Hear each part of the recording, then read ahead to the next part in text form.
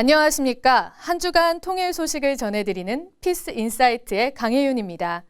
오늘 통일 현장에서는 민통선 안에 숨어있는 파주 임진강변을, 통일의 뿌리에서는 남북한이 공유하고 있는 기념일과 분단 이후 서로 다른 기념일에 대해 자세히 알아봅니다.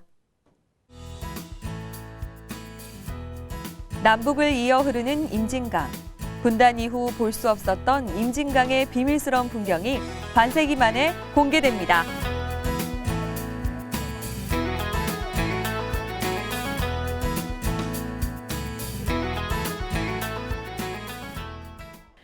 임진강에서 개성까지의 거리는 불과 22km.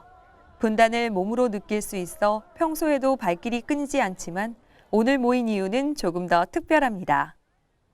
사실 5년 전에 처음 개방됐다 그래가지고 궁금해서 왔어요. 통일에 대해서도 다시 한번 생각해 볼 수 있는 기회를 가질 수 있을 것 같습니다. 한 역사를 좀 생각하면서 본심을 돌기도 하고. 임진강은 1971년부터 군사 보안과 같은 이유로 일반인의 출입이 제한됐는데요. 강변을 따라 이어진 철책 순찰로가 생태 탐방로로 거듭났습니다. 앞으로 누구나 사전에 신청만 하면 분단이 낳은 때묻지 않는 자연을 감상할 수 있게 됐습니다.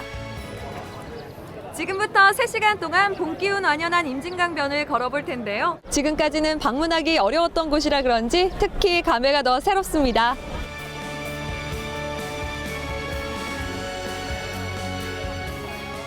임진강으로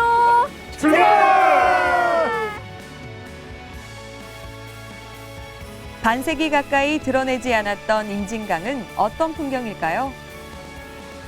임진강을 따라 걷는 탐방로는 평소에 국군 장병이 경계 근무를 서는 곳입니다.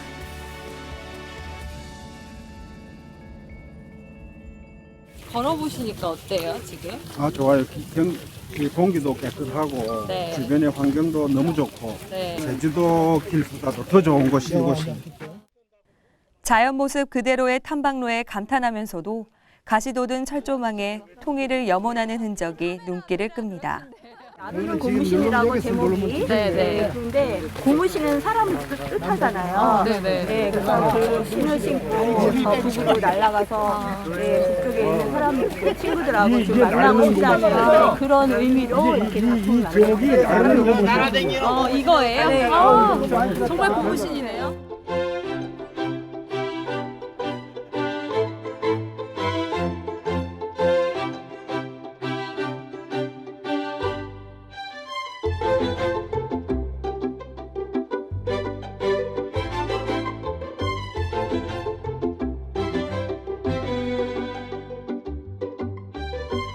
각종 철새가 찾아드는 초평도는 임진강의 단 하나뿐인 섬입니다.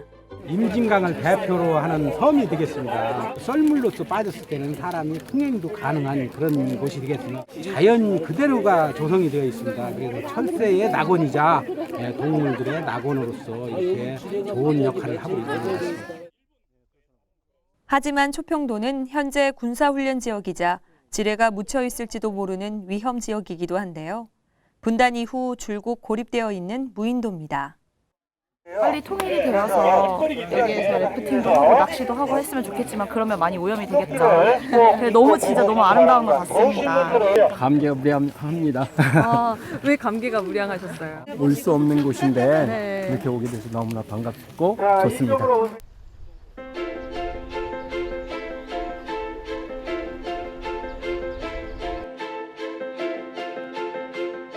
이 아름다운 자연에 감탄하면서도 분단의 현실이라고 생각하니 마음이 아픈데요. 여러분도 임진강에 오셔서 철책 너머 평화통일을 그려보시기 바랍니다. 45년 만에 생태 탐방로로 개방된 임진강변의 철책 순찰로. 통일 교육과 자연 탐방은 물론 걷기 좋은 길로 앞으로 많은 발걸음이 줄을 이을 것 같습니다. 임진강변에 촘촘한 철조망 바깥으로만 봐야 되니까 그게 좀 아쉬웠어요. 조금 아쉬운 점은 우리가 이렇게 요 철조망 없이 그냥 걸었으면 더 좋았을 걸. 빨리 통일이 돼갖고 저 철조망 없이 그냥 모든 식구들이 다 같이 걸었으면 좋겠습니다. 얼른 통일됐으면 좋겠다는 생각도 하고 코끝도 찡해지고. 통일!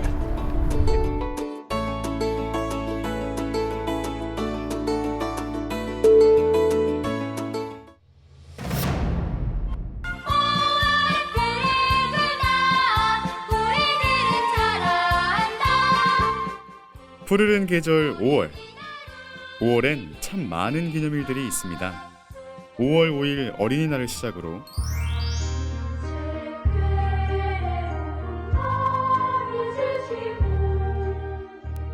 어버이의 은혜에 감사드리는 어버이날.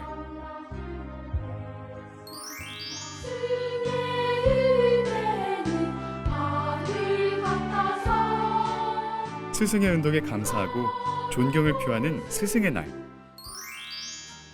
이외에도 초파일이라고 부르는 부처님 오신 날까지 계절의 여왕이라 불리우는 5월은 각종 기념일과 행사가 유독 많은 달인데요. 그렇다면 북한에서도 우리와 같은 기념일을 축하하고 있을까요? 남북한의 기념일에 대해 통일의 뿌리에서 알아봅니다.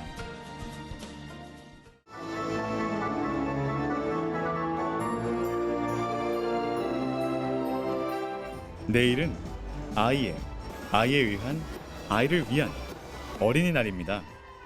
우리 어린이들이 1년 중 가장 손꼽아 기다리는 날이라고 해도 과언이 아닐 텐데요. 엄마 아빠가 여기 데려다주고 선물 사주니까요.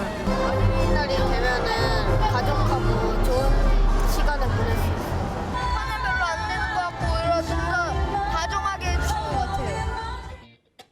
이번 주 전국 곳곳에서는 어린이들을 위한 행사가 다채롭게 열릴 예정입니다. 어린이날은 1919년 3.1운동을 계기로 소파 방정환 선생이 주축이 되어 어린이들에게 민족 정신을 고취하고자 1923년에 제정되었습니다.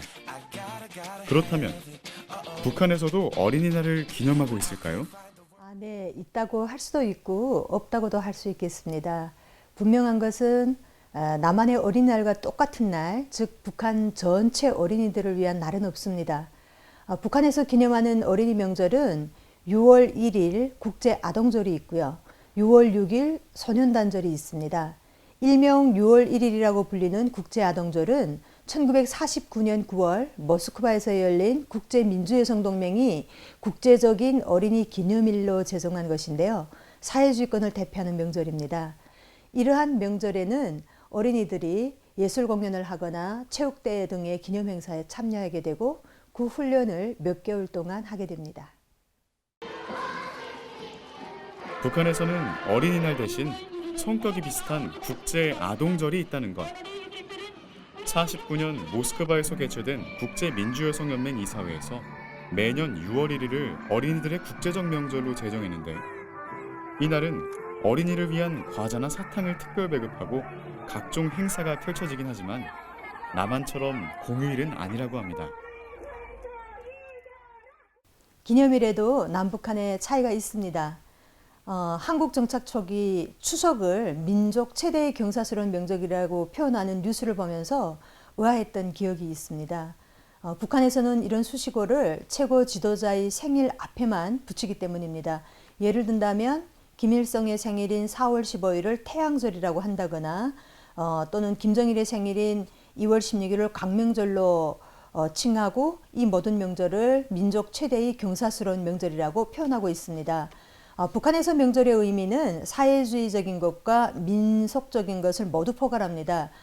사실상 분단 이후 남북한이 각기 다른 역사궤적을 그려오면서 민속 명절을 보내는 방식에서도 차이가 있었는데요.